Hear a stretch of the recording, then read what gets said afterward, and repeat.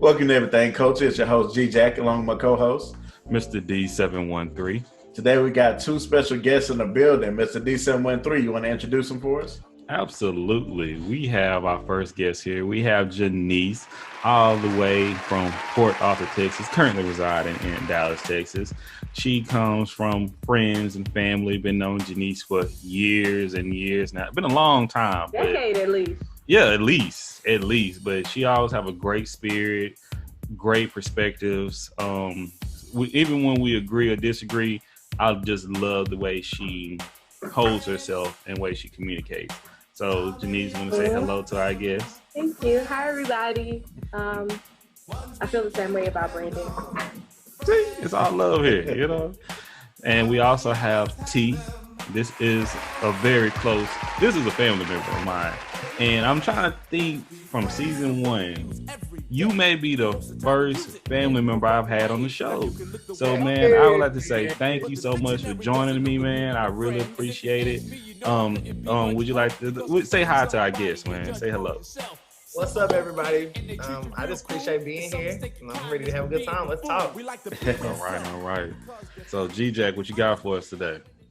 Man, so we got some great topics today we're going to discuss, man. I just want to ask y'all first, man, how was y'all week? You know, y'all have a good week? Anything getting your way? Anything piss y'all off? Anything make you feel good? I'll start with Janice. I had a good week. I had a good therapy session. Hey, okay, we support therapy. So mental health 2020. That's what we're talking about, baby. Yeah. Speaking of mental health, I was looking for a therapist for someone back home in Port Arthur. Mm-hmm. There's none. There's no resources available to anyone in the area. And I did an extensive search. So we need to promote mental health in low income areas and make sure that people have resources. Could they do it online? Are they willing to do it online? They are, but when you already have the stigma of, that Black people have regarding therapy, I feel like some people need to go in the office for their first experience. Yeah. Well, go back and listen to our episode with Positive Fruit Counseling as well as with Janae Henderson. We talked about this very thing right here. So we got some resources that we can send to you as well if you would like to have them. I would appreciate it. All right, T, how was your week? It was cool. This was a wind down week. I just came back from Vegas last week, so I didn't get the whole week. Turn up. I didn't get the whole week to kind of recoup and, stay safe and had to cut my yard. So it's been a chill week. How was it in Vegas? Like, is it back popping again or is just kind of... I won't say 100% popping. It was my 25th, so I just made the choice that I was going to go. But it was nice. It was hot. It was hot, but they got, the casinos and stuff are open and certain stuff. You ain't gonna see no show or nothing like that, but it was nice. It was crowded. And once again, here on Everything Culture, we do not support the behavior of traveling during COVID-19 crisis, especially with a family member traveling during COVID-19 crisis. But it's all because we love our listeners, we love our guests, we love our family. Sit your ass down. Listen, when I stay in the state at the time had one of the most cases, it didn't matter if I was going somewhere else because I lived where it was popping the most at. So I went and had a good time. But don't listen to me, y'all. Do not listen to me. That's that Texas mindset. We could throw that in for a topic today. Shit, Texas. Shit, sit your ass down. Here's the thing, though, with Texas, man. The officials, the government, the people in charge, they lost everybody respect the first go round when they tried to implement some rules and laws because everybody was like, all right, cool, I get it. It was a few little stragglers out there. He was like, nah, I ain't listen to that. Fuck that. I'm a small business. I got to survive. I'm going to stay open. We felt them on that, but when they get fined and they go to court and get thrown in jail, when they go by the rules and the governor come out and lieutenant governor come out and say, yeah, you know what? We were just playing. You ain't got to worry about that. We'll waive all your fines and you can open up your business. I think everybody's like, okay. You sure right. And that's why Texas is the way it is this go round, man. We don't give a fuck. Y'all never gave a fuck in the first place. And I'm a Texan. What you mean, y'all? You, the way you even said y'all, you Texan just like us. Yeah, but so are you. That's my point. I'm not denouncing my Texan. Me either. I'm not denouncing it. I'm just currently out of Texas, and I'm looking down from Washington like, the fuck y'all doing? People around me like, what's going on, Texas? I'm like, I don't know, y'all. I really don't know. I don't know. Like, I'm on Texas, and I don't know. I'm on Snapchat. I'm on Instagram. I'm looking at my people like snaps. I'm like, man, that was crazy. That was a cool memory back in the day when we used to go together. We used to take shots. We used to hug each other. Then I look, that was 30 minutes ago. What the fuck are you doing? Like, what are you doing? Next thing you know, the next week they posted nothing but memories. Then they hear, I said, man, you good? Nah, I just sent my test in. I'm like, what? Yeah, man, I know it's sad. I know 13 people that has tested positive for COVID-19 personally. 13. That's just 13. The ones that know it. Seattle or Texas? No, every single one of them in Texas. Every single one of them. Now, the majority of them has recovered and they're okay, but that's people that's recovered. 13 that's recovered. I know 5 people that were all retirement age and has passed. Now, they don't say it's because of COVID. But you know, when you get COVID, that affect your other ailments as well. So but the tricky part is though, they're labeling everything COVID though. Like anything happen, they say it's because of COVID. No matter if you got the shit or not. Rona, is that you? It could be. It's a crazy time right now, and like we talk about it a little bit because this is the time we have. So when people go back and listen to this, like we still trying to get understanding of it. We really don't know what the fuck going on, and that's the thing about it. That's a scary thing for me. Nobody really knows what the fuck going on. You don't know in the next 15 years, it's gonna fuck. What's that shit that used to make kids' head big and shit? Zika virus. This could be a new damn Zika virus. You know, it could fuck us up later on in the next 2-3 years. We don't know. That's my fear. And I think, unfortunately, everybody's gonna end up getting this shit in one way or another. That's because people ain't sitting ass down. Majority, not because I don't want my mama to get it. So. I don't want nobody to get it. Me neither, but there's some people who definitely shouldn't be exposed.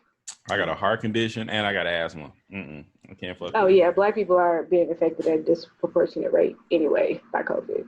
Did y'all see the Zydeco Fest in Dallas? You didn't see the Zydeco Festival in Dallas? Houston. No, they were talking about they reposted it in the Houston Zydeco group, and I reposted it in the Everythang Culture group. But that shit was in Dallas. They've been doing trail rides and stuff like that. Shit never stopped. Through like COVID, I've been seeing people post pictures of trail ride because they in the middle of nowhere. And shit, there ain't no police out there. It's out there. It's just them, their horses, some speakers, and a campfire. I guess I don't fucking know. I ain't never been to a trail ride, but the shit look lit. Man, once again, y'all be careful. Now Washington ain't that. It started up here. I wouldn't say it kind of originated up here with a mass amount of cases and death. But Texas, y'all done showed out. Y'all done really showed out. That's all I gotta say. Y'all lead. Hey, Texas is great in everything, even great in the bad shit. That's all I'll say. It's like y'all show like y'all. You want to talk about fucking outbreaks and pandemic? Let me show you how to do it. That's exactly. I'm going to say this. I'm going to say that Texas does not have the economy to close everything down. And I'm also going to say that you cannot rely on government officials to tell you what to do, because just because it's open does not mean you have to go, because it's never been safe. Mm-hmm. It might be open, but it's never been safe. Mm-hmm. But people are hearing that it's open and thinking it's safe, especially with everything that's been going on with, the police brutality and civil rights movements. COVID basically moved to second page news. Mm-hmm. Don't turn that page. So, it's people who I actually spoke to who literally said COVID is over. And then the next week, record numbers. Man, I had to do. So I'll play devil's advocate for a second. Play it. And I'll say that, it is something serious, because I hear a lot of this, it's a hoax talk. And as as easy as it is to say that everything is a hoax, this is not. People are dying at, like you said, disproportionate rates. But I will also say, Brandon said something that really stuck to me. He said fear. And I think that we cannot live our lives in fears. There's been plagues and other things that have happened in the past, and people do live through them. I think that you have to keep a mindset of progression and consciousness and making sure that you are protecting yourselves and your family. But at the end of the day, you are here to live your life. And because COVID came now, people are they have stopped living. And I don't think that that's always wise either. I think that we have to, we should have been wearing masks for a long time ago for pollution's sake. Let's just be honest. Global warming, we should have been having masks on and stuff. So I'm going to take these precautions. I'm going to wear my mask. I'm going to extra wash my hands, but I'm not going to stop living my life because, and I think maybe that's because I'm young, but I'm only 25, but so like I got to live it while I can, what I mean? So I think that people just have to find your balance. If you know for a fact, I ain't going to visit my old people this week or next week or the week after that. They got to wait a month because I did leave. But you know what I'm saying? You need to keep other people in mind. But I think we have to really watch how we're taking this all in because it could stifle where you at. Yeah, I definitely agree. I feel like go ahead, Janice. You should definitely live your life and protect yourself and your family as best as you can. But the thing that you said, I'm glad you said it because I didn't know how you was going with that. You have to be considerate of people who aren't as healthy as you. As long as you're doing that, you're quarantining yourself once you travel. Live your best life as long as it doesn't end somebody else's. Just follow the rules and the guidelines they give us. That'll pretty much cover everything.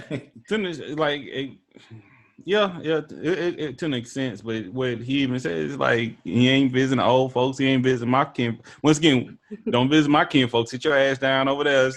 I'm like 2 weeks. I'm not going nowhere, so I gotta go back to work. So we good. I'm sensitive. Like I may not seem like, but I'm sensitive about mine. And once again, I'm biased because this is my cousin. Okay, like that's why I'm like sit your ass down. And once again, I already had 1 or 2, 3 members of my family get this shit. And I excuse one because he wanted to celebrate his graduation. And if I was 18, I would have done the same fucking thing, Yeah. But that's the scary thing. But it's cool until you lose your taste. That's what fucked me up. When you lose your smell and your taste, this shit real. Like that, I'm like, man, check in. It's just I can't wear, and I agree. You can't live in fear. Thankfully, I have my wife and I think I said it on a previous episode. If I didn't say it on ours, I said it on a different one. Shout out the Concrete and Blossoms podcast. We see you out there. But when I moved here to Seattle, I wasn't working initially, as well as I didn't have any friends or family up here. So I wasn't going out. I don't have a favorite bar. I don't have a favorite location. I think God prepared me for this. So what people are experiencing right now is kind of like, I was dealing with this the past 6 months before this. Like, welcome to my world, motherfuckers. But we can persevere. And I said when this thing started at the beginning, maybe in the beginning of season 2, everybody ain't gonna make it through this. As fucked up as this, everybody ain't gonna make it. It's scary and it's hard to say, but everybody ain't gonna make it. Like, if this was a zombie apocalypse, and I watch a bunch of zombie movies, I love that shit. It just showed me right now. We won't make it as a human race. It's gonna be fucked up because some people go believe it. Some people too key on conspiracy. Some people just want to be hard headed, and some people like YOLO. Shit, if I'm gonna live my life, I'm gonna live my life to the motherfucking fullest. Mm-hmm. And I know I have a privilege myself. I'm with my wife. I don't have to go out and do all this and all that. It's one of these things I can, and I was prepped for it. But if y'all able to hear my voice once again, y'all just be careful. Y'all take care. Y'all be considerate of other people. Wear your mask. We do have Everythang culture mask if you want to represent with us as well. But just take it easy. We want to see y'all in 2021 and shit. You feel me? So, T, let me ask you a question. You said you're going back to work next week. Did they make you quarantine for 2 weeks before you come back, or what? Or you just took off? I'm a new job. They don't know nothing about it. Oh, okay. Oh, shit. Well, he didn't test positive. I've already, and I'm good. Have anyone had the test? Have anyone had the test? Nah, I've seen it. I had my son had it done on him, but he was straight. So, but he didn't cry, and he's 2. So I guess it ain't that bad. T, did you have the test? Shit, don't. Look, no. Hell no, I didn't have the test. I did not take the test. I haven't had symptoms. I'm leaving the test for people who have symptoms, and when I have symptoms, you know what I'm saying? Like, I feel like if I were to have a symptom, I would go get a test, and I know that there are people are asymptomatic, but I mean, I ain't got none of the signs, y'all. Like, none of them. Same here, and I know I had none of them. So, don't get me wrong. I have bad allergies and sinuses. Look, everybody's different, but my mentality is just, if this is how I'm supposed to go, there's nothing that I'm gonna be able to do to stop. YOLO. You ain't going nowhere. It's a 97%, 97 to 99% survival rate. You ain't going nowhere. But once again, coming from a cousin, with may go somewhere. See, once again, now you done made me biased again. You done made me biased again with that shit you talking about right there. Who, me? No, I'm talking about T. Once again, I'm biased when it comes to family and shit. So you saying shit like that?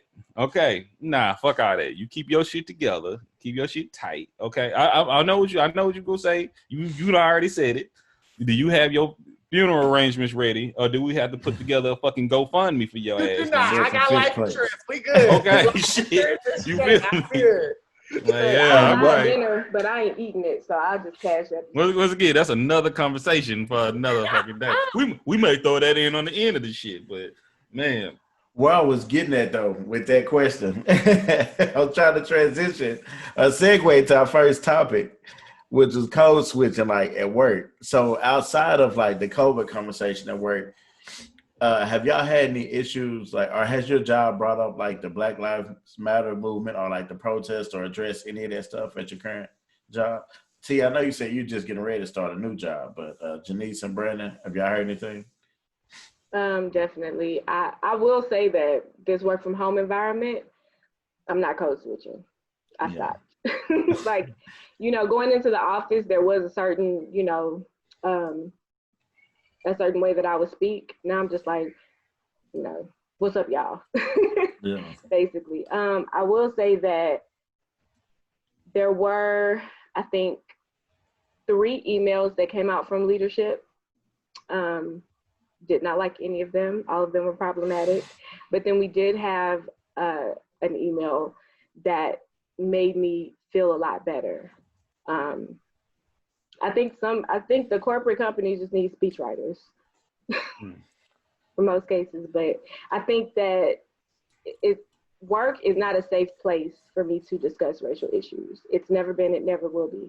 Yeah, because they remember that shit. When this movement is over with, when everybody starts talking about something else, they remember, oh yeah, I remember Sister Soldier over there during the whole Black Lives Matter. Basically. See, in the corporate world, I can understand that to an extent. I work in a nonprofit sector, and places, and it goes from the corporate or nonprofit. If you talk about other social issues, you need to talk about all social issues, especially if your workforce have people that is representing that. Okay. And my job has been, I would say, a leader speaking about it. And once again, I'm in Seattle. It's a different climate. It's a very, we can say liberal workforce where I'm at. And they are outspoken through and through. I spoke about it previously on the episode. We have a BIPOC meeting, Black, Indigenous, People of Color meetings, as well as we have white accountability meetings as well. Things I've never seen before. So all these things going hand in hand. Like, I'm like, wow. I come from Texas. Like, we used to have these type of meetings, low key. Like, people used to come in the next breaking room. Man, you hear this little bullshit happen, somebody sent this racist ass email out, nobody doing nothing about it. It used to be whispered, but now we bring that to the forefront where I'm working at. And it's a beautiful experience. But right now with the protest, like, they let us off one Friday for me to go protest, for all of us to go protest. They provide resources and food to feed protesters. I'm like, this will never happen in Texas.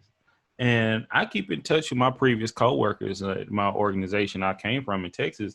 They haven't sent shit out, nothing to the staff, nothing to the employees, and they're upset. You know, they don't have really anybody to champion these issues and these concerns.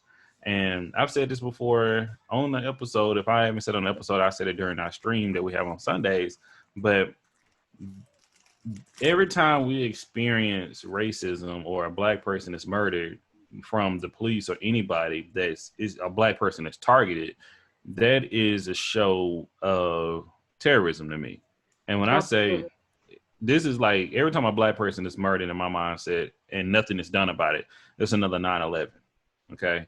And for me, I have to go back to work and deal with this and just put a smile on my face and be the happy-go-lucky Brandon,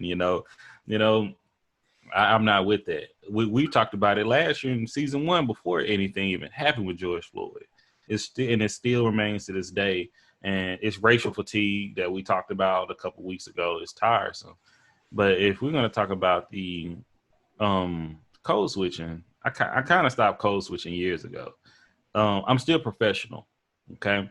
I still get my point across. I still understand where I still laugh. I still joke. And I still know, I hope people know what I understand. But when you say code switching, what different levels do we have in code switching? Is it being professional, or is it completely changing who you are, or just who you sound, what you sound like? So I think it's both, really. It's word choice for me. Word choice. Yeah. Okay. What words do you usually use, Janice? So here's an example. This I haven't used it, but whereas when you're code switching, you're like per my last email. Versus, like I said. True. Right. Sarah can say either or, but Keisha has to say the professional way because it's going to be looked at different. And that's having to code switch, having to choose your words so that you don't come across like the angry, aggressive black person. What about braids or dreadlocks? I got a buddy, they were out of work, and so during the quarantine time, he done grew his hair out. And so he like, you know what, fuck it, we go back to work. I'm wearing my braids. I ain't tripping. But it's not code switching is with how you talk, though. Yeah, but it's also your appearance, too, though. Because a lot of people want like a clean cut appearance and you to talk proper. And well, that's assimilating when you're talking about your culture and your behavior. But in code, that's the same code. You code switch because you're assimilating. It's kind of like hand but in hand. I'm communicating that code switching is about linguistics. That's it. But I know we can try to compare the two, but when we talk about the word code switching, the definition is just that how we talk or act. So then to Garrett's point, yes, we do have to make decisions about what hair and things that we wear. But I will say that my decision is based on, I'm going to have to go to work with these braids and she's going to try to touch them. It's going to be a confrontation because she's going to try to touch my hair. Like and that's our are they going to try to touch my beard or ask me questions? That's what you're trying to say, Brandon? I don't have a beard. But yeah, it's more so like, I'm not going to do it, not because I'm worried about being accepted. It's because you're going to touch my hair. I'm going to do the matrix. I'm going to tell you it's inappropriate to reach for somebody's space. You're going to be shamed, and it's going to be a thing. So you don't mind speaking up? No, if something's egregious, I absolutely talk about it. But here's where we are, right? We're watching our people get affected by COVID at disproportionate rates, targeted by police at disproportionate rates. When you go to work and you have to deal with all of these white people and all of these people of color who aren't necessarily advocates, we're exhausted. I had to, because I was taken away from my culture, I had to learn all of these things as a Black person, like we have to go and seek out information because it's not taught to us in school. Yeah. It's not my job to then educate you the same way I had to be educated. You have to do the work. It's not.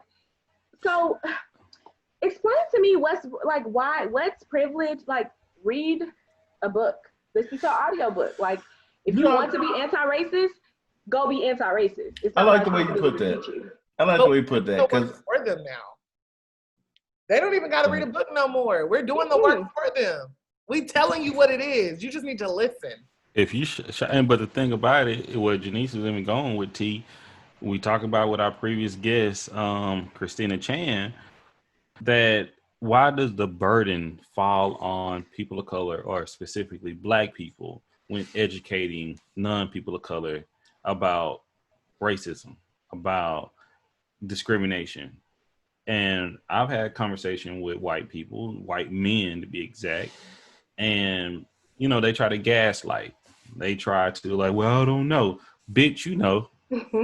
If I can get on YouTube and learn how to change a breaker in my house, you can get on YouTube and learn the history of Black people and the discrimination that we've had in this country. We've had issues in my hometown of Tyler, Texas, and I'll speak about it again, of people telling you about the Confederate flag and about Robert E. Lee and why these names have changed from John Tyler, you name terrorist. it. And simple terrorist, thank you. And I've said it before, but it comes to that point where it goes back to racial fatigue, racial battle fatigue.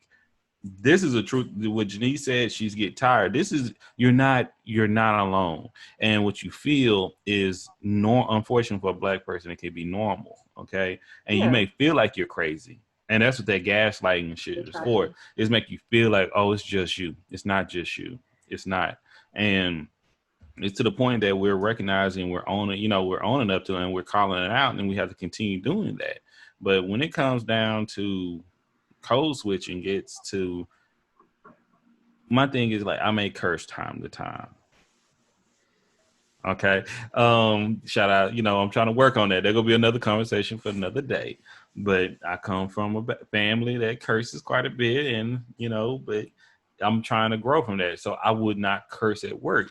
But when I heard other people may curse at work in the workplace I'm in, I'm like, oh, cool. But I'm like, nope.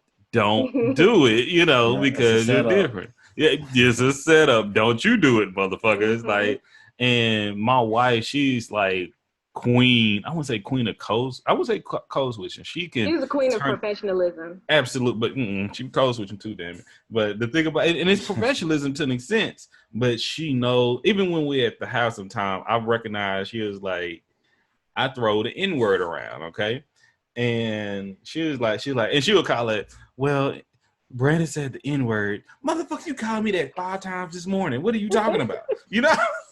But you know what? For whatever reason, do what you do. But at work, I'll try to keep very pristine, very professional as much as possible. But at the end of the day, I learned I cannot change my country twang. I used to be able to really perfect it. I thought I was perfecting it. And by working at home, shout out to working from home, everybody. But I was working from home. My wife was in the other room. And I was doing phone calls. We was doing some hiring, and I was doing some reference checks, I believe. And I thought I was sounding so professional, so well-being. And she just started talking shit. You country motherfucker. I like, whoa. I really thought, and that's a part of code switching. It's not only about being Black. It's all of me trying to change my accent as well. And does that make sense? It's like, and do y'all ever code switch unintentionally? Did that ever happen to y'all as well? Absolutely. It's embedded in us. We're taught that we have to do that to get jobs, to be accepted. Yeah. So unintentional code switching is sometimes what you do. But I think in this society now, we got the snapback of like, oh, I ain't got to do that no more. Boom, I'm good. Yeah. I think it kind of goes back to what Janice said, though. It's like you can't, you just don't want to deal with the bullshit. Like you could go in and be yourself or whatever, or like kind of be more lax, but you don't want to deal with the bullshit to go with it. So it's just easier to code switch, but only for that little short period of time while you're at work and just call it a day. And that way, it just saves a lot of issues down the line, and you ain't got to do all the explaining and shit like that. I think a lot of people do it, even those who aren't in professional or corporate jobs. When you call customer service, you call them with a totally different voice than you do when you call in your auntie. Yeah. And then some people act like, have you ever had like older people of different cultures? They just act like they don't understand what you're saying. Like you can talk to them just normal. It may not be like, all proper and shit, but you can talk to them normal. They're like, what? What are you talking about? Like, I don't understand what you're saying. Like, bitch, I just asked you, could you move your car? You know? That's called gaslighting. Once again, they're doing it to piss you off. Yeah. It's trying to act oblivious to it. You know, it's trying to like, it's teasing you. It's to a sense, you know, see how far I can get you. Bitch, you, like you said, bitch, you know what I'm saying. Yeah. Same thing, once again, me being in Pacific Northwest, they're very passive aggressive. And I know we have some Seattleites, and I appreciate y'all. Whoever from Seattle or from the West Coast that's listening to this, I appreciate y'all owning up to being passive aggressive. That shit is annoying, and y'all know it, which I know, but that's something part of the culture we have here. But that shit blow me. Like, they'll ask a question, and like if all of us like, okay, you know, everybody's here. Thank y'all for being here. Can you please take off your could everybody take off their hats? You know, that'd be great. Only one person have the hat on. Instead of just saying who the fuck has the hat on, you say one person. You ain't got to take off your hat. But the point is, they do shit like that, and that shit just really pissed me off. But it's not code switching. It's just, and that's what I could be like. I could play that game, and that's what code switching is. I have to play the game. I have to fit in. I have to squeeze into the culture. You know, it's the same thing, you know, when we moved to Seattle. Seattle, I don't see that many ties, suit and ties up here, you know, but in Houston, you wear a suit and tie, you dress well, woo woo woo. But now it's like the opposite. They want you to just relax. I remember when I went to an Amazon job fair and they're like, man, you can come to this, you can come to the interview with a Spider-Man suit on. As long as you know how to do the job, we good. And I'm like, shit. And you know what? People was coming up there with their pajamas on and shit. And I'm like, get the fuck out. Shit I've never seen before. You know, that's just lazy, man. That's just pure lazy. That's your perspective. Yeah. I agree with you. Okay, but that's your perspective. No, it's your perspective. But first of all, if a black woman came in there with a headscarf and pajamas, it would be totally different than Adam coming in there with his pajamas on. It's just perception. Now, it may be different in Seattle, but Texas, it's not that different. Go ahead, Texas is absolutely passive aggressive, and I'm gonna say it in one phrase: "Bless your heart." Yeah, that could mean so many different things. Sugar coated and embedded in us, we don't recognize it. So you see it differently because you're in a different space. But yeah, Texas. Oh, I got a good one. Good for you. Like, they just shit on all your accomplishments. You just ran down to them. Good for you. Here's a black one. If you like it, I love it. Is that not being too sensitive? I love saying I like it, I love it. Like, nigga, it's not passive aggressive. Hey, man, passive or aggressive. What would you want? What would you want to hear then? I mean, I'm going to listen and suspend judgment. and like that, like in that whole mindset. Shout out to Lee Beckman. One of my previous supervisors dropped on me years ago that I used to say I don't like to judge people. He like, that's bullshit, Brandon. Everybody judge people. Period. It's just the point that you stated or not. Like, if you didn't judge people, I would consider you a dumbass. You have to you should judge people who you're around. It's like, so you know you're gonna be safe or not. You know, that's it makes sense to judge people. You know, that make a lot of fucking sense. I say discernment. But it's judging at the end of the day. Now, does my judgment matter? And do my judgment has to go into how you live your life? Do I need to state my judgment? Absolutely the fuck not. But am I thinking what's going to be next and what they're doing and would I do something like that? It's like almost automatic to a person with just basic a thought process. I would consider that. You know, I don't think once again, this is just me. I may be completely incorrect, but if people just living like you just live in roses and fairy tales and blossoms, I don't think that's me. I don't live like that. And, you know, with the makings of you, we just had, you know, go make sure y'all go back and listen to them. I think we all come from, please do. I mean, it's one of my favorite ones. You'll be surprised, like, we think differently, and why we and like the way I think is because of my childhood, my upbringing. But and it goes into what we have in the workplace and what we have that's an exterior, but within families in total, and we have to worry so much about judgment and shame overall. And I think this is a good time to transition to our next topic, and that's about homophobia. And it's something that when you hear phobia, it's a fear of. That's all I always look up. It's just being afraid of something from. I'm afraid of heights. I'm scared of shit as heights. I hung up new you have lights. been afraid of heights though. I think I was dropped as a baby, but it's not about me right now, but it's about me to a sense, because we always have a way of looking at people that's not like us, and that's the point of this show. It's trying to, like, if you have a phobia, where does it come from? If you have if you have a thought process, where does it come from? And we're trying to learn more so we can grow and we can love one another. We're going to say it all at the end of the episode. But when we talk about homophobia, I would say I've been at a younger age, I've been homophobic before. I can say when I look at the definition of homophobia, I would say, I've experienced that, as far as, man, what the fuck is they gonna do? What is gonna happen? What's gonna come from there? But I never had a point that I want people to be hurt, or people to be affected about it. But I see different definitions of homophobia, and I don't know if it's a biphobia or a transphobia. You can find discomfort, and something that I'm trying to, as an individual myself, to overcome and get a better understanding of how can we have a better communication with one another. Because with homophobia, I've had people in my family throughout, they may feel certain ways, completely one way here on one polar side and completely one way here on a different polar side. But once again, if we on different sides, if we can't come here and really have peace, we can't make any progress.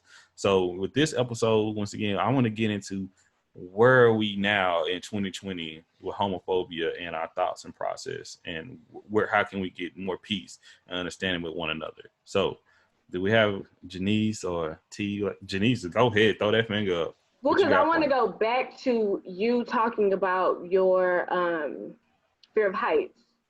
What's that called? What phobia is that? I don't know, whatever. Damn it, I just forgot. That's a phobia, right? Do you treat tall people different because you personally don't like heights? Do I treat tall people differently? I'm just saying, that's a good question. Do I treat tall people differently? I'm just making a metaphor. Like, if you're scared of, well, that wouldn't. That was a good metaphor. Keep going. That was good. Yeah, you were on it.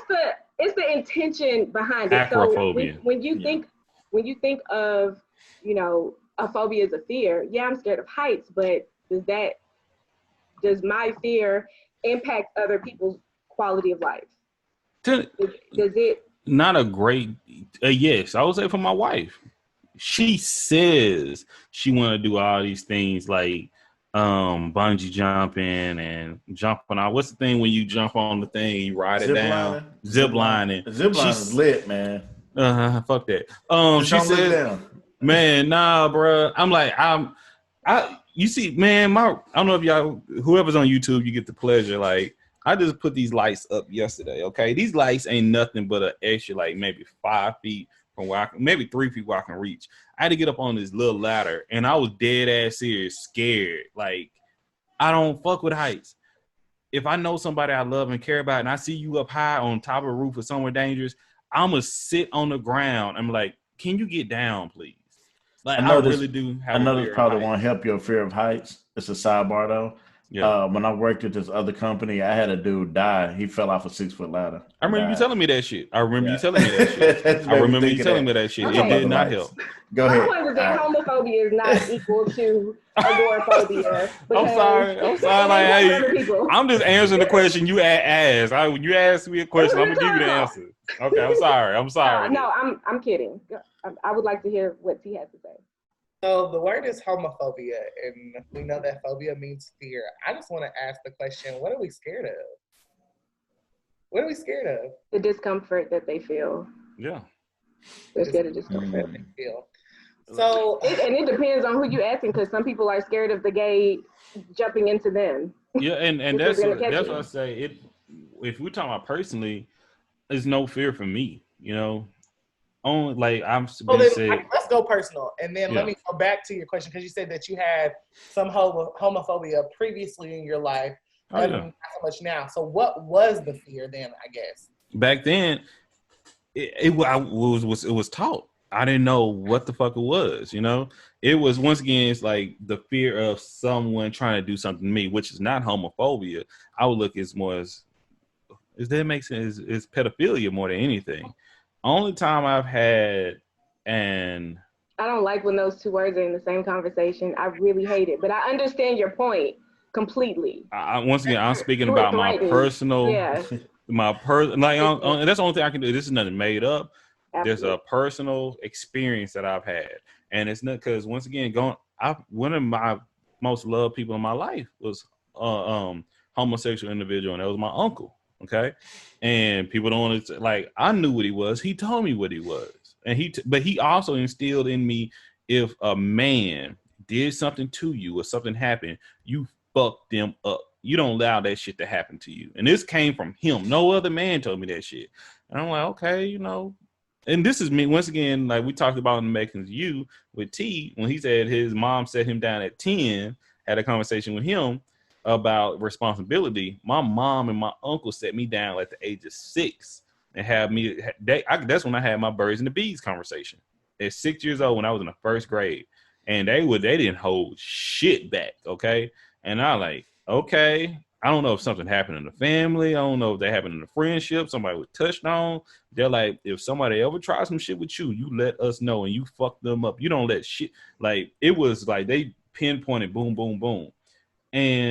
But it was never to the point of hurt or harm or discriminate somebody else, So, and I would say I've had like guys like in high school approach me, and I'm like, hey man, get the fuck on with that shit. Like, not approach me directly, but approach me through other women. Like, hey, my friend like you, and I'm like, nah, I'm not with that shit. Get the fuck on, And that's one thing that could be considered homophobic, but like, I know that discomfort, but that's not my preference at all. It'd be different with a woman. If it was a girl that I didn't find attractive, I would have said some shit like, nah, I'm good, other than, nah, get the fuck on. You feel me? Did you feel that your masculinity was threatened? To an extent, yes, absolutely. Like, what made you think I was like that? Yeah. I'm like, and I was like, nah, I'm good. Like, I could have said, okay, once again, in the way she preferenced it, it felt like she was trying to be sneaky about it, I'm like, man, don't try me with that shit. I remember being right near my algebra class near my locker, and I was like, what? I'm thinking, because at first I was interested, but it's one of them things like, and I know went through process elimination. I know who the individual may have been. I have no ill will towards that motherfucker. Do what you want to do, but I'm not with the shit. I wanted to be clear. So I can say with Janice, the question you asked, yeah, it could have been that. And this is at me at the age of 16, 17 years old. But when it goes towards me having an understanding of what he believes and what he experienced, man, live your life, player. Do what you want to do. It was like one of the things, don't hit me with it, but be safe and be careful. Because once again, it's one of them things that I know other men is going to approach that at a whole different fucking level. I don't agree with that though. Like the whole just like, I remember in Tyler not too long ago, it was a guy, I guess he was dating another guy, but the guy was supposedly straight. It was like some like undercover stuff. Undercover shit, yeah. Yeah, and the dude was, I guess he was going to out him to everybody. And he told the dude he wanted to meet up with him, whatever, and he killed him. So I don't agree with like no hateful stuff like that. And I don't even, now I see what you mean. Like back in high school, you were like, man, fuck that, going with that gay shit. But now it's like, it's not that big a deal. If a dude trying to holler, you just like, nah, man. Yeah, exactly. I'm with somebody, or I'm not, I'm not gay. Not interested. I'm not interested. And that's it. Just like you would shoot down a female, you should shoot down that guy the same way. Just to jump in there, like, no. This first thing with gays and homophobia, we have a bad rep because society and the world believes it's wrong, believes it's all kinds of different things. So people come in with preconceived notions of what a gay man should be and shows up and looks like. Where one, you need to look at us as individuals and not a collective, because people move and act differently from their backgrounds. Okay, so going back to the conversation of like a guy coming and hollering at you, as a man, do you think that is this woman going to be attracted to me, or do you think this woman likes me? She might be a gay woman, but if you find her attractive, you're going to spit and holler. Same thing for a gay man or a homo man. If he finds you attractive, he's going to come and speak or try to shoot his shot. It's your job to be a kind person and say, no, thank you, I'm good. And then at that point, it's his job to move on comfortably. That doesn't always happen. And then you have a mix and bad words, and now you're calling him an F word, and y'all are trying to go back and forth. Well, I saw you looking at me anyway. And that's where I think it gets really blurred and really crazy for me. And let's clarify. I never said the F word. No. Just clarify it. He didn't. I'm saying, I was using an example. He didn't say that. But I think that that's where you have to start as a society. Stop looking at the gay community or gay Black men as all behave and act the same way, because we just don't show up the same. I think we have to talk about how we got there. Black people it's been drilled in us with Christianity. It's been drilled in us in our childhood. If there's anyway, it's something that you have to work to become open-minded and ask yourself, why do I feel the need to shame this man who's attracted to me, and I don't feel the need to shame this woman? It's because I'm ashamed that he finds me attractive for whatever reason, because people are going to perceive me as a certain way. That all stems from how it's been drilled in us that gay people are bad. Gay people are something worth shaming, and none of that is true. And not necessarily the media, but gay men, gay women are hypersexualized. Yeah. That's one aspect of a person's life is their sexuality and their sexual activity. That's not who they are. But when some people see a gay person, they only see their sexuality. They hypersexualize them. And it goes to the question. So, what is gay then? Do you feel like, when I say, do y'all feel like, is it when I look at gay is a person attracted to someone of the same sex, and then do you act upon it as well? Those are things how you can look at it. Is that it? We got to talk about that choice. I was just going to ask that question. Do y'all believe it's a choice, or do you believe it's something you're born with? It is a biological response in men, period. And what about women? Well, let's talk about men from my point. Okay. If you have the ability to, if you look at a man and you have a physical response, you become aroused by looking at a certain man or a certain thing that's masculine, a certain trait that's masculine, and you become aroused. I mean, that's your body's response. You can choose to act on that just as you can choose to act on a sexual relationship with a woman. You have to first have that attraction. If you don't have it, then you're not going to choose anything. You know what I'm saying? If you have a biological response, you become aroused by looking at the same sex or the opposite sex. You can choose to act on it. You can choose to act any type of way that you like. You can choose to drink water or alcohol. But when you say that it's a choice, and you bring the civil rights into it, and you're saying like, oh, these people want preference because they're choosing this alternative lifestyle. It's the same lifestyle we all live in. They just have the same sex in their bedroom. Okay, so you're saying that. So I guess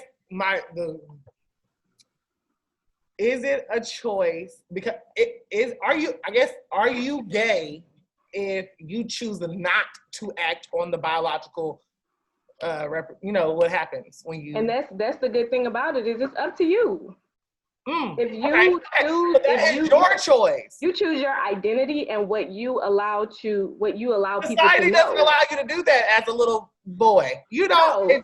You show up and you got some issues going. Like not even.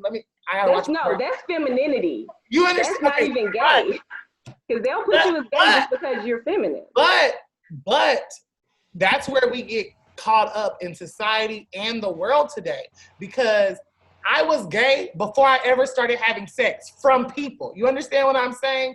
And so I think that you have to really, as people, we have to watch like what we put on young men.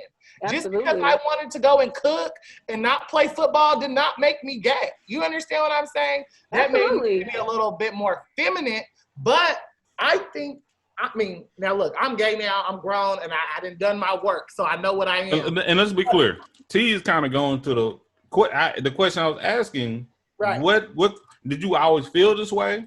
Did you all have an attraction, or did people put you in a bubble for that? You know, I think it was all of the above. To be very honest, and I won't argue with you about it. Go ahead. I, from a very young age, was attracted to men. We can go ahead and have another conversation. I'm going to be very quick with this, but I also, from a very young age, had attraction to women. So am I bi? You know, we got to go into that type of conversation, but I'm going to stay on the gay train right now because that's what I identify as. But I'm just saying, from a very young age, it was almost as if, and sometimes I feel that it was almost like my choice was taken from me. You know, when I would try to holler at girls, he was too feminine, so that made him gay. So at some point, I had to struggle with the idea that I was gay because this was the stigma that people put on me, or was I actually gay? Yeah. And, that was able to be cleared up, and I understand who I am. But I think that a lot of people question and have that hard conflict because of their desires as just who they are. You know, if they're more a softer young man versus a young man who wants to go and get his knee scraped up all day. You know what I'm saying? Like, you get labeled and placed into categories from a very young age that may make a difference in your life. And that's kind of what's going on the point of view. And I'm thank you for expressing this, because I can't, because I'm not in that experience to say, I know I'm a cis heterosexual individual. That's what I think I've covered all that right there. But I also understand when people have preference. I say it's a preference. It's hard for me to say it's just you're born and you know what you are that's going to create your action. Now, if your feelings and things is influencing that nature versus nurture, but I have seen people and children, people in my family that I remember at very young ages, and they goo and gaga a little differently, okay? And I've talked to other people in my family, and they say we have quote unquote a gay gene in our family, and I've seen it from older to younger. And do I argue it? I'm like, I don't know. This is something in my 33 years of living that I'm still learning. But now science, let's go back. Now we go into science. Is there any type of gay gene? That's not even something that's taught. So that's just kind of like, I'm just saying what there's not a strand. There's not a strand that says, when we talk about DNA, there is not a strand that says gay. And if God makes us, let's go in this realm. If God makes us and gay is wrong, why would he give us that DNA? So that's like crazy thinking. Like, we got to be logical when it comes to those type of statements. So do you believe it is a choice? You believe it's nurture over nature? I believe that, I don't know if that's the right way I want to say that. So I believe that it's tough. That's what I believe. And I believe that you have to really dig and know who you are and do your work. And I say that because people try so hard to not be. And that's why you have all these DL men and men who want to kill because of who they are. And this is the thing. When you have not dealt with that, at some point you feel like you're making, I'm trying to, hold on. Take your time. Hold on. Is it a choice or not? And this is the thing. I feel like it's not, because I tried, and this is what I was getting to. I've tried not to be gay. Okay, you go through that as growing up. You try not to, but those desires never went away. I prayed. I did all kinds of things. You try to be around more men so you can act and be more masculine, but that didn't do anything. And it wasn't. And it was a conversation that I had to have with my Heavenly Father that just said, "Be me. Be me. If it's wrong, you'll take care of it on the back end." And I think that that's where all Black people and all people as a society need to wake up and realize, first, it's not your business who I'm sleeping with. Period. That's one. Yeah. Second, I am human first before I am gay. And for my Black people who are watching this, and there's been a lot of conversation about, is this the time to speak out on gayness and Black Lives Matter? And so your gay issue is not important right now. That is a false narrative that needs to go away, because before I am gay, I am Black. And if my own Black people cannot show up and treat me with common courtesy and decency, why would the white people? Great. So your question, is it a choice or not? I'll go ahead and go with Janice and say that is something that somebody will have to decide for themselves. Was that a choice they made, or were they born that way? I understand what you mean, Janice, when you say that's a biology, because it is. It is biology. Sometimes the wind will blow and you can't help it, and it's going to do what it needs to do. But at the end of the day, I think that is a choice that you have to answer for yourself, because and some people not gonna like this, but I question God and ask him all the time, sir, if this is wrong and you don't like it in your word, why do I have these desires, and why is it hard for me to move on with you know what I'm saying? So it is not something that I think that can be controlled. You can just, I'm gonna make the choice today. You know what I'm saying? If it was that easy, people would not be living this lifestyle, because let me tell you something else. Black people in America, it's harder to be gay than it is to be straight. So I am choosing a hard life. So you know what I'm saying? It's not something that I'm just, so did that answer the question a little better? I went around a rabbit hole, but that's why. Speak freely, baby. Go ahead. That's why I always say, because I think the same way, like it was a choice, but then I was like, well, maybe people are born that way, because who would actually go through that intentionally, you know what I'm saying, if they weren't really feeling that way, or like was, didn't have no control over it. But then when you were just talking, it made me think, maybe, how some people, and people say there's like a hoe gene, like with girls, or they say that their mom was a hoe and then they go out and be fast or whatever. Yeah. So do you think it may just be like a sexual thing? Like maybe it's not just in particular like liking guys, it's just you just may like sex a lot, or like, you know what I'm saying? And it may just be attracted to fucking everything. I don't say it's a sexual thing, and that's when we talk about like over sexualizing gay people, because gay people show up and not everybody, like let's just say, for example, right, that part doesn't work. People get old, people get hurt, and those parts and those functions don't work the same no more, and they're not. So if it was just sexual, it's tragic. People wouldn't have life partners in this thing.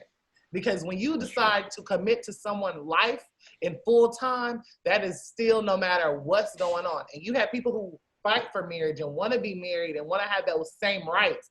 If it was just sex, it wouldn't even be an issue in that aspect, I feel. I see what you're saying.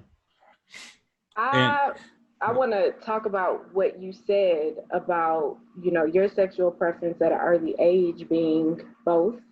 Did I get that right? Okay. I feel like in the Black community, men aren't allowed to be bisexual, and we struggle with separating gender from sexual orientation. So when people perceive a certain femininity, they basically ordain you to be gay. Women are like, oh no, he's gay, I don't want to deal with him. But I don't want to deal with him at all. And it shouldn't be like that. I believe that people should be able to have their preference, but there are women who, are interested in bisexual men. There weren't back then. I don't know. It's not that many though.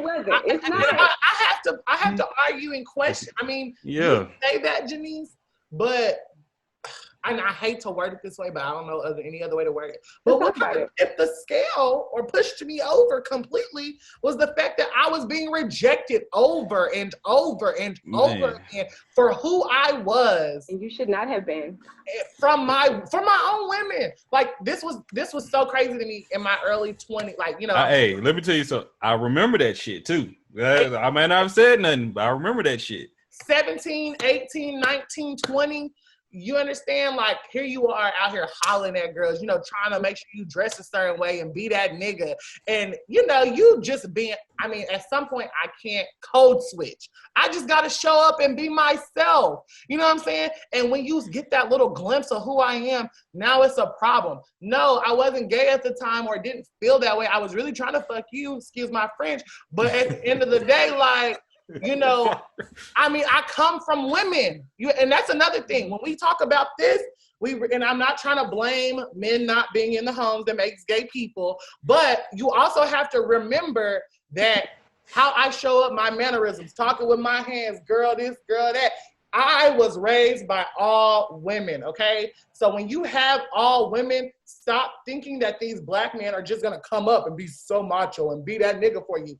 Baby, that ain't how it always worked. If he wasn't given that, guess what? He can't show you that. That doesn't make him gay. That makes women should think, like, what do I really want in a partner? Because if this man can show up and give me things that I want in a man and a partner, then he should be worthy. But that wasn't my story. It just wasn't. I wasn't meeting the right kind of chicks, I guess. And again, I'm gonna stop blaming it on that or even alluding to that, because at the end of the day, I had to do my work and I had to realize that I was just gay and that's what I wanted. But you speaking your truth. You speaking your truth. Like, if you can't tell your experience, who can? So I appreciate you for saying all sides of it, because a lot of people because once again, when you said just that, okay, take your time, T. You'll be back. But I don't know if you still can hear me now. Do we need to take a commercial break? Oh, I'm here. I just had to turn the AC on, y'all. Okay. No problem. It's getting hot in here. But man, let me tell you something. Like, once again, I'm more in touch with my family than they ever know. Okay. And once again, I let people do what they go do. Even some things that I may agree with, disagree with, but that's up to them, because that's their business, as Tabitha would say. Okay.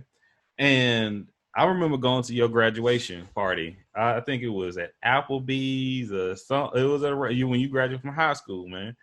And you had a girlfriend at the time. Mm-hmm. But I did see some mannerisms that I like, didn't say nothing. I like, you know what? But he had a girl. But I said, you know what? No matter what that may be, whatever the case may be, it ain't my business. Keep it moving. And I don't know if it was on Facebook or something you said when she kind of broke up with you. Because she said she kept calling you gay or something like that. And I'm like, that's fucked up. Fuck her. But at the end of the day, he has mannerisms that I wouldn't be surprised. You know, because we had a gap in our life that we didn't see each other as often. You know, it was like you was on your mom's side and I was in Houston in college and shit. But when I came down, like, okay, Trenton, I said, I once again, I see what's going on.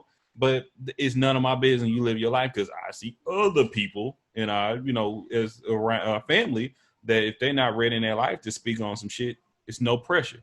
Do what you want to do, baby. But hey, love's still here no matter what for you. You feel me? But when I saw you with the girl and when you made that comment and now you saying this right now, like I saw that shit happen. Yeah. I saw that shit happen. You saw it happen. And then I think this is another thing. I think that, I pulled women and I dated women, and it was, it was what it was at the time. Yeah. But I think that even when you see that taking place, that's somebody trying to figure it out. You understand? Mm-hmm. I was at a place where I was really trying to figure out what the rest of my life would look like. And was I going to continue to live a lie, or was I going to, be who I was? And I thank God for those relationships, because if it wasn't for those women that I dated, I wouldn't be able to show up to who Trenton is today. Those women, know now, and we've laughed and, came back full circle. But if I could say anything to any gay person out there watching this right now, it's just, or any person really, it's just to be honest. You know, you in order for me to get those women at times, I had to maybe lie, you know what I mean, about certain things or how I felt about certain things because they weren't going to agree with it or they would think a certain way. So I think the best thing to do is people going to love you for who, the person who's supposed to love you, they're going to love you for who you are. Glad you fixed that right there. I'm glad you fixed that how you was going to say it and how you say how it should be, because there are people who going to love you. Yeah. Not the people who they will love you. Everybody's not going to love you. And that's a sad truth. And that's something our Aunt Pinky said before. Everybody ain't gonna like you and everybody ain't gonna be there for you, but you keep being who you are, you know? And that's something that resonated with me, but I hope it resonates to anyone out there that's struggling with discovering who they are. And I was in a chat last night, shout out to the Social Complex, and it was an African-American woman, you know, I ain't gonna share her, well, I don't know if it was recorded at that time or not, but she experienced that she talked to other men outside of black people because black men never approached her. Black men never really took her serious. And that's made her date outside, and not keying in all on your experience of dating other men, but it goes to the point that it's so many other parts of, once again, I'm not saying it's nature or nurture because I'm still learning, but it was nurture that kind of, you tried both sides. You had the experience, but it was an influence that you had in your life. You represented that you was raised by women, you know, and I was raised by women to an sense as well, you know. And I remember I used to see, even Joe, I saw younger pictures of myself that it was a family reunion picture just before you was born. And I am sitting very flamboyant. Let's put it that way. And I was like, what the fuck? But my mom, like, I was like, everybody in the family, like, taking a family picture. And I'm literally like, okay. So, but why did that make you flamboyant? You have to separate. Gay. Because I mean, I feel like that is. What would you call it? So what would you call that? What would you call that? You were having a good time. You was happy. I was having a good time. I was having a gay old time. That's toxic. That toxic ass masculinity. I agree. Yeah. I would agree with you. Like here translate to you want dick? Like I don't understand that. I would, and unfortunately, you know what? You know who put it goes on both sides. It's not men, it's men and women. It's society in total. And let's talk about it. When you say flamboyant, what do you think of flamboyant when we say that word? Over the top in the summer having a good time. That's not flamboyant. Okay. That's just you being silly. And you a kid too. Like I'm agreeing with everything everybody's saying, but what I use, because compared to how everybody was smiling, I was like center of fucking attention. Like, hey, motherfucker, I'm right here. And but you perceive that you were feminine. Make you gay though. As a feminine, boy. Like gender, and we have to separate gender, femininity, masculinity from sexuality, because the feminine child is not a sex. Keep us on track with that. Let's talk about it. Because we have to do the work. Just like we don't feel like educating white people, gay people don't have the responsibility to educate you. Yeah. And not you personally. When I say you, I mean people who don't understand. Absolutely agree. And to say like I looked gay when I was young, okay, I said flamboyant. I did not say gay. I said flamboyant. You insinuated. Gay is kind of the same thing. You insinuated. I said flamboyant. That's you know what that is? That's a BS way of saying gay. Yeah, it is. That's the same thing. Hold on. Nope. Yeah, let's pull it back because we cannot pick and choose right here, because what Janice was talking about, being flamboyant did not mean you're gay. It's assumed that you are, because I was letting Janice finish. It's assumed by certain people. Correct, because I know some of the most masculine motherfuckers that are gay. I know a lot of men out here that don't believe they're gay, but they are gay. Yes, you are a player. That's gay right there. I play football, okay? And some of the gayest boys was gay. And I'm like, dog, like, none of that shit is necessary. None of that shit is playing. But shit was gay. But just because you're not flamboyant with it, it doesn't make you gay. So I absolutely agree with you coming from. Like act like a woman though. Like in that with the extra woman. It means eccentric, over the top. Yeah. Over the top. Oh, okay. And a colloquialism, we use it to describe effeminate men, but that's not the meaning of the word. But once again, that's what I asked on Twitter the other day, with words that we use right now that we find offensive that are normalized words. It's just the same thing with bitch. If I call a female dog a bitch, nobody should get mad at me because that's what the fuck it is, okay? But at the same time, if I could find that picture, I know my aunt Dee Dee has that picture somewhere. I honestly know the picture you're talking about. See, look, you like you know if you know the picture you're talking about, like once again, I am like, and all the other kids are like sitting like this. You was just a happy kid. And I was a happy kid, but you know what? People look at that picture and sexualized you and put a sexual preference on you. And I don't mean happens all the time. And it shouldn't. And you know what? And you just said something that you didn't like when two words are used in the same sentence. You compared the two. Unfortunately, that shit happens, okay? Because adults do that. And once again, that's why we do the making view. Everything is a child you come from. It has to come from an adult. If it didn't come directly from an adult, secondhand, it came from an adult and their actions and their thought processes and things. Like, I used to hold my hand. I think I said it on the previous show. I haven't, welcome to Everythang culture. I used to hold my hand like this as a kid all the time. My mama, used to smack the pure shit hell out of me for doing that shit. I'm talking about, I could be just talking about raised by women. My grandfather was there, but he was sick and ill. I had my cousins visit time and time. So I hold my hand like this a little bit. And I had my homosexual uncle, but he never portrayed those acts. But I knew what he was, but cross his legs the whole nine. But I hold my hand like this. I'm talking about a hand come out. I don't know where that shit would come from. Smack the fuck out of me. You ain't gay. I didn't even know what gay the fuck was back then. I'm like, what the fuck you hit me for? I'm like, okay. I knew to stop putting my hand that way. And feel me? That's fear that was instilled in you.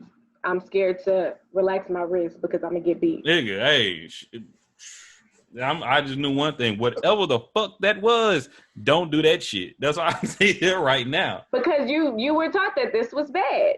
And again, we were all taught these things, but as adults, we were taught horrible things when we were kids. About things that personally affect us. It's harder to challenge your beliefs than what you were taught when it comes to, sexuality if you're heterosexual. Because what's the incentive? But is that just in the Black community, though? I think no, absolutely not. But I can't speak on the other community because I'm only from my experience. I'm what cultured. I've seen, a lot of people from the white culture, they white Hispanic men are more. Yeah, Hispanic. They're more straight African. We could talk about each other and stuff, and touching each other, and this more stuff that we would definitely say is gay in the Black community. Pagan. They cool with it, and they oh, it's nothing. That's normal. Hell, white dudes even kiss each other and be like, that's normal. Y'all better look up the history of Christmas. But that's another conversation. But with us, we be like, nah. What I gotta do with anything? I was like, that's a whole nother day. It is. But if you look up the true history of the pagan holiday of Christmas, not the I was raised a whole nother domination, so I'm telling you, it'll blow your mind. But either way, the point of it being put, I don't want to. And once again, we can stay on this topic right here, but and we could take a break. But it goes into the end of the day. It's about shame. It's about making people feel bad about how they truly feel, and it's from relationships. It's from the type of ice cream you like, the type of liquor you want, the type of music you like, and the type of people you feel like you love. It's shame to make us direct us who we are and who we become. And can we overcome shame? How do we fight it? And it's like saying it's bullying at the end of the day. Yeah. You can't even eat a popsicle in front of another dude sometimes. Man. Ooh, okay. Fair, I can't eat a popsicle in front of a man either. Yeah, that's true. Okay.